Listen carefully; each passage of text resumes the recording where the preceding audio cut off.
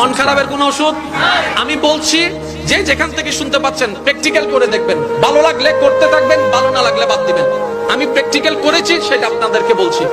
যখন আপনি দেখবেন আপনার মনে বেশি পাথর জমে আছে, আপনার দুঃখ কষ্ট বুঝার মতো কেউ নাই, আপনার চোখের পানির মূল্যায়ন দেওয়ার মতো কেউ নাই, আপনার দুঃখ কেউ বুঝছে না, আপনার কষ্ট কেউ বুঝতেছে না, আপনার আশে নেই, পাশে নাই, নাই কেউ নাই, আপনি যখন খুব একা মনে হবে, আপনার দুনিয়ার কষ্ট যখন আপনাকে চেপে ধরবে, আপনি কিচ্ছু করবেন না, শুধু একটা কাজ করবেন, যাই নামাজটা পিছিয়ে ডাইরেক্ট সিজদায় চলে যান, ডাইরেক্ট সিজদায় চলে যান, কপালটাকে ঝুঁকাই দেন, নাকটাকে ঝুঁকাই দেন, হাতটাকে ঝুঁকাই দেন, নিজের অস্তিত্ব বিলীন করে দেন, চোখটা বন্ধ করে সিজদার মধ্যে চলে যান।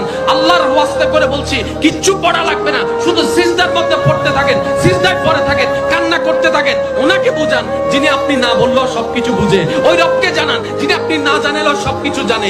দুনিয়ার মানুষ তো আজকে বললে কালকে চুপ উল্টাই ফেলে, ব্ল্যাকমেইল করতে শুরু করে। রব তো সবকিছু জানার পরেও দোষ গোপন করে রেখেছে। ওই রবের দরবারে সবকিছু বলতে থাকেন, 1টা মিনিট, 2টা মিনিট, 3টা মিনিট, দেখবেন আপনার সমস্যা তখন সমাধান না হলো অন্তরে এমন একটা শান্তি লাগবে যেটা আপনার পৃথিবীর কোথাও